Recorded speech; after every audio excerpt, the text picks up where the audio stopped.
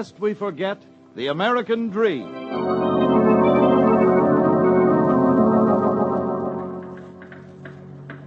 If you look through this observation window, Mr. Baker, you can see the Los Alamos power-producing pile.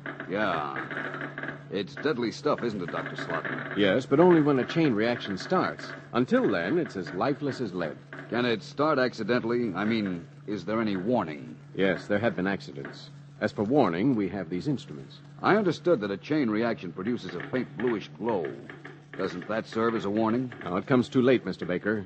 Usually a chain reaction starts slowly, but it can leap to violence in the millionth of a second. I see. You know, Dr. Slotton, while you've been talking, I've been wondering. Aren't you going to find university life a little dull after all this? No, I don't think so. Why? Why? That's a strange question from the man who assembled the first atom bomb.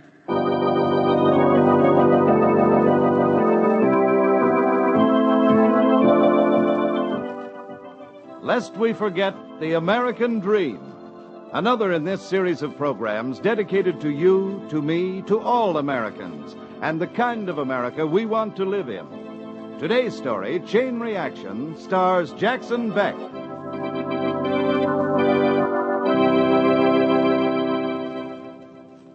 Nurse.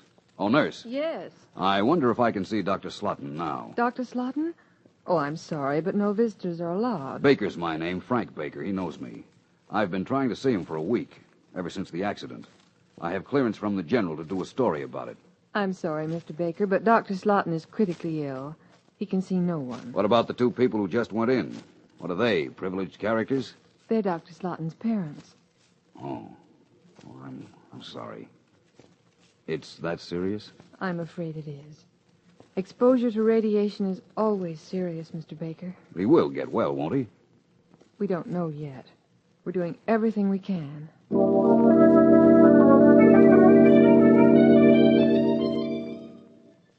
walk away. You're sorry to hear that. He looked like a nice guy the day he took you through the laboratories. Too bad you didn't think then to ask him about himself. Well, old man Edwards wants a story, and you want it to be a good one, because if everything goes right, it'll be your swan song to the newspaper business. Then it's you for the publicity racket and the big dough. You look up one of the men who was with Slotton when the accident happened. It happened right in this laboratory, Mr. Baker. Dr. Slotton was giving us final instructions. He was leaving Los Alamos, you know? Yes, Dr. Jones, but I don't know why. Well, he wanted to get back to his real work, radiobiology. I thought he was an atomic scientist. Oh, he is, and a fine one. But it's the cure of cancer that he's really interested in. He'd waited a long time to continue his research. Well, maybe he'll get a crack at it soon anyway. How did the accident happen? Well, there were 7 of us working here. Dr. Slotton was explaining the need for care. We're dealing here with subcritical masses of plutonium. Now, when they're brought together to form a mass above critical size, a chain reaction starts producing deadly gamma rays. Extreme caution must be exercised at that point. We were handling the material as we had dozens of times before, Mr. Baker. Then suddenly, some of it slipped and fell. Instantly, I saw a faint bluish glow. Chain reaction. That's right. And before anyone could stop him, Dr. Slotton leaped forward and broke the material apart with his bare hands. So that's what happened. Dr. Slotton turned to us. Each hair on his head was standing on end. And his hands, I couldn't look at his hands. It was horrible, Mr. Baker, horrible. And then he spoke. I'll never forget his voice. Gentlemen, I'm sorry this happened. You must report to the hospital at once for treatment. What about you, Dr. Slotton? Yes, we've got to help you. No, please, you mustn't touch me. Go quickly, I'll follow you.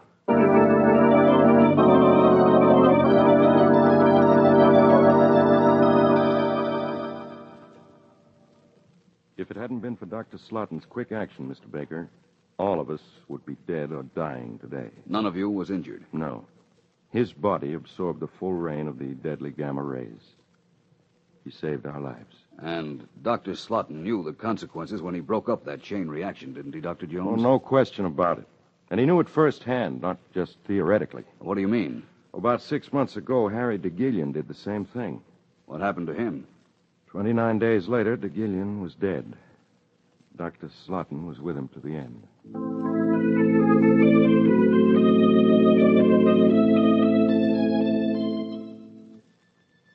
As you listen to the story, you ask yourself, what makes a man do a thing like that? Instinct? Impulse of the moment? Desire for glory? You don't know the answer, but a headline flashes through your mind. U.S. scientist risks life to save 7. And you know you have a story, a surefire story that old man Edwards will love. You go to the colonel in charge of such things to get background on Dr. Slotin.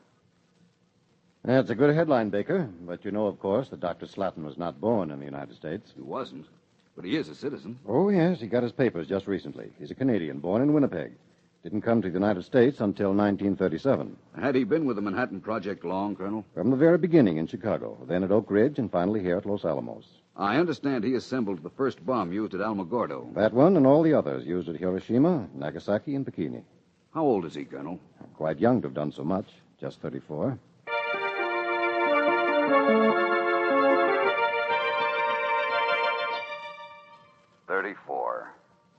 Automatically, you jot it down. Same age as you are. Well, you say to yourself, maybe Dr. Slotin went further, faster, but you don't envy him. You have a future ahead of you. A well-paying future. From what the nurse said, you don't know whether the same is true for Dr. Slotin. There's one thing you ought to get into your story, Baker. Dr. Slotin may have been a scientist, but he didn't live in an ivory tower. How do you mean, Colonel? Well, for instance, after he got his Ph.D. in London, he visited Barcelona. That was in 1937. Spain in 1937. Was he there during the Spanish Civil War? Yes, he offered his services to the Spanish government. As a scientist? No, as an anti-aircraft gunner. Why? Did he get caught up in the excitement? No, that wasn't the reason he gave. I asked him about it.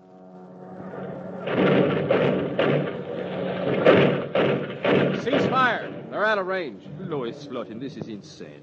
Why are you doing this? I could ask you the same question, Dr. Sanchez. But with me it is different. I am a Spaniard. I have a personal score to settle with Hitler. His airplanes destroyed my laboratory, but you... Your laboratory, Dr. Sanchez. No, it wasn't your laboratory. It was everyone's. And your discoveries. Did you keep them to yourself or give them to people everywhere? Yes, but you are not a Spaniard. No, but I have a personal interest in laboratories. The Nazis destroyed this one. They must be stopped or they'll destroy more and more, not only in Spain, but all over the world. Look out, they're coming over again. Open fire.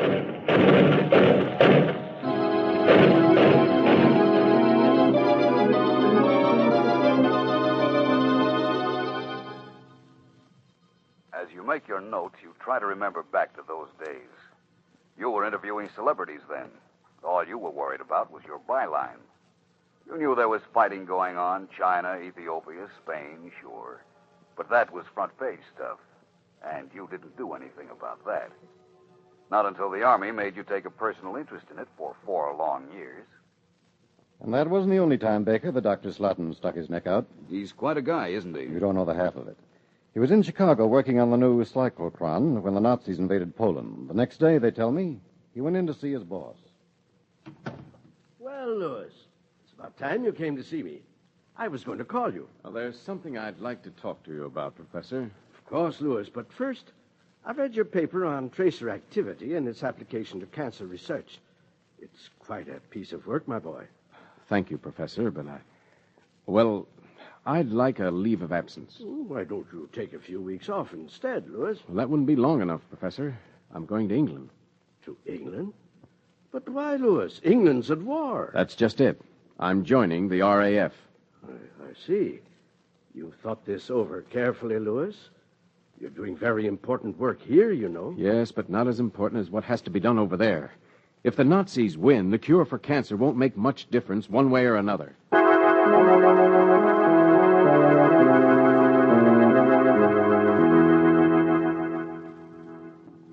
Well, Baker, Dr. Slotin went to England, and the RAF accepted him. For a few weeks, everything went well. Then his commanding officer called him and told him, since the RAF insisted on perfect vision, there was no alternative but to give him his honorable discharge papers. You listen to the story, and suddenly you remember what old man Edwards told Grace when you married her. A lot of talent, Grace, he said, but not much heart. See if you can't give him some. If he had that, he'd be a great newspaper man. But that doesn't pay off, you say to yourself. What does it get you? What Slotton got? No, sir. You look out for yourself like everybody else does. But suddenly you're not so sure. Everybody? What about Slotton? Yeah. What about Slotton? Well, there's not much more to tell, Baker. Dr. Slotton was summoned back to the United States to work on the bomb. He's been at it ever since. Well, thank you, Colonel. Just one more thing. Yes, what's that? How do you explain a man like that? I don't know what you mean. Well, a guy that doesn't think of himself. That's always sticking his neck out for something or somebody. Well, there are a lot of people like that, Baker. Maybe, but I haven't met them. Why did he do it? Well, I was in the general's office right after the Alamogordo test. Dr. Slotton was there, too.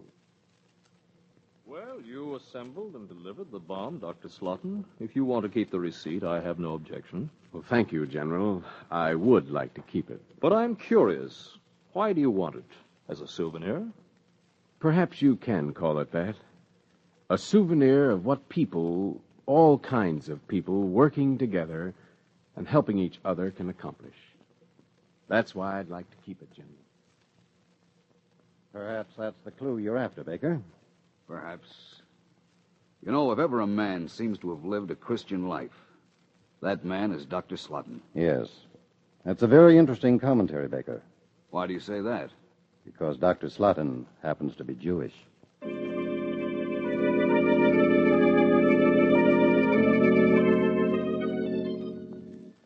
As you walk back to the hospital, Dr. Slotton becomes more than a story you're going to write. Deep down, you're beginning to have doubts about leaving the newspaper. That big dough and publicity, well, suddenly it doesn't seem so important. Then you look up. You see Dr. Slotton's nurse and a little group of people standing around his door. Nurse, what happened? Is Dr. Slotton all right? No, Mr. Baker. Dr. Slotton is dead.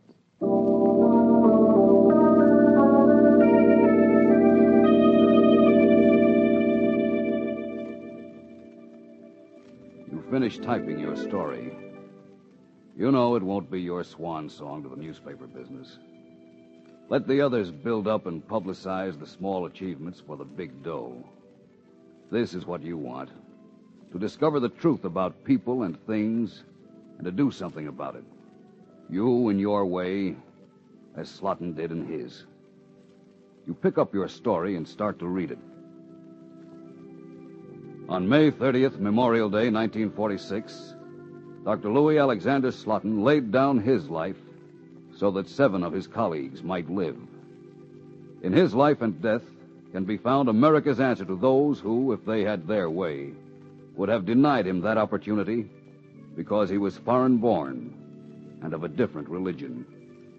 He was a scientist, engaged in the most modern of scientific achievements, the splitting of the atom. Yet his was truly an American life, dedicated to the service of his fellow men.